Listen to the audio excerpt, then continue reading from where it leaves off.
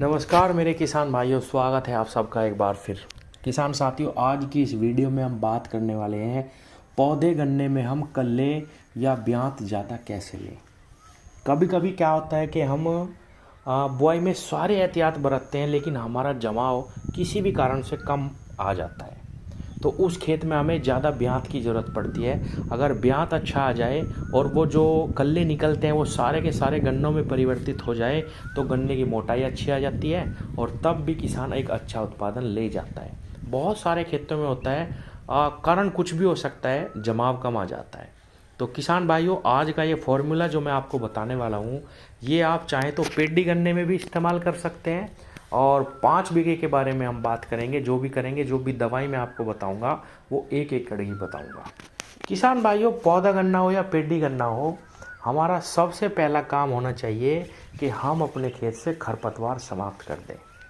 जब हम खरपतवार निपटारा कर देते हैं और किसान भाइयों अपने खेत में डोज लगाते हैं, ह्यूमिक एसिड का इस्तेमाल करते हैं, सीवीड डालते हैं, स्प्रे के माध्यम से हम ऊपर से अपने खेतों में स्प्रे करते हैं एनपीके वगैरह की, किसी पीजीआर को लगाते हैं, तो हमारी फसल में स्वतः ही अच्छा ब्यात आना शुरू हो जाता है। लेकिन अगर पौधे गन्ने की हम आज बात कर रहे हैं, पौधे गन्ने में अगर खरपतवार ज़्यादा हो जाए तो किसान भाइयों बिल्कुल भी ब्यात नहीं चलता।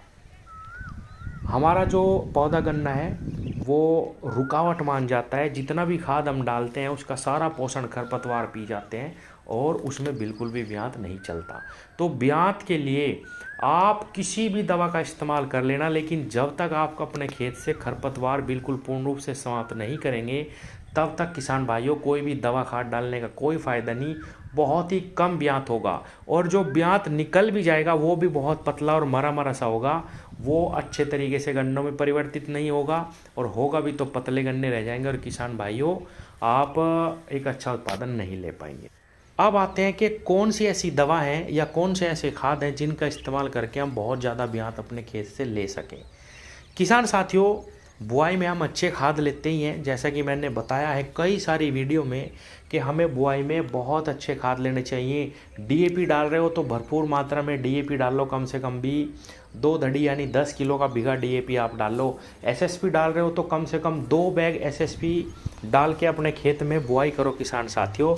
और अगर आप एनपीके डाल रहे हो तो भी कम से कम 10 किलो एनपीके डाल के अपने खेत में बुआई करनी चाहिए, क्योंकि हमें शुरुआत में ही सबसे ज़्यादा पोषण देना पड़ता है गन्ने टुकड़ों को। और किसान भाइयों, अगर आपने ये डोज अपना रखी है और खेत से खरपतवार सही समय पे आप समाप्त कर देंगे तो कोई भी दिक्कत नहीं होगी कि आपके खेत में कल्ले सही से ना निकले। अब आते हैं कि भाई मान लीजिए खेत छिद्दा रह गया, सही से जमाव नहीं ले पाया किसी कारणवश, तो अब क्या करें, ज़्यादा कल्ले कैसे लें। या कुछ वैरायटियाँ ऐसी हैं जैसे 0118 में कहते हैं किसान के भाई कल्ले कम निकलते हैं, हमें इसमें ज़्यादा ब्याज चाहिए।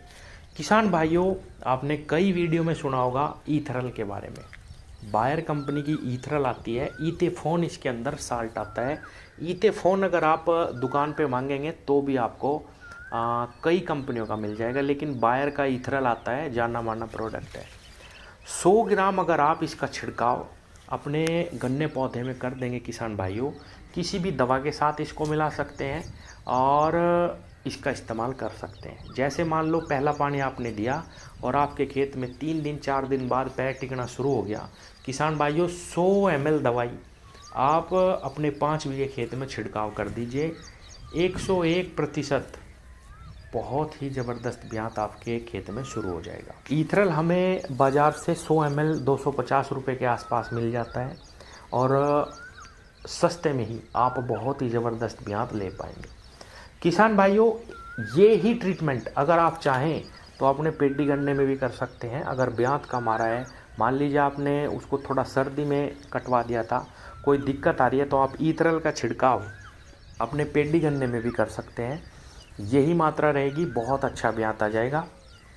और एक चीज़ किसान साथियों, जो मैंने डोज अभी आपको शुरुआत में बताई है कि बुआई में अगर आपने अच्छे खाद लिए हैं और जमाव कम आ रहा तो आप ईथरल करिए। और अगर आपने किसी कारणवश से डोज अच्छी नहीं ली थी तो आप पहले पानी पे एक अच्छी डोज लगाएं, अपने खेत में एनपीके लगाएं किसान भाइयों, उसमें यूरिया का इस्तेमाल करें। हो सके तो उसमें बायोविटा भी डालिए, उसमें सीवीड होता है, सीवीड डलते ही अपने आपके खेत में वो नीचे से ब्यांत बनाने का काम करेगा और ऊपर से आप ईथरल का छिड़काव कर देंगे तो बहुत ही शानदार ब्यांत आपका केवल 20 दिन के अंदर ही आप देखेंगे कि आपके खेत में बहुत ही ज़बरदस्त कल्ले बन जाएंगे। तो ब्यांत के लिए बिल्कुल रामबाण हथियार है किसान साथियों, इसका इस्तेमाल आप कर सकते हैं और किसी भी प्रजाति में आप इससे ब्यांत ले सकते हैं। धन्यवाद।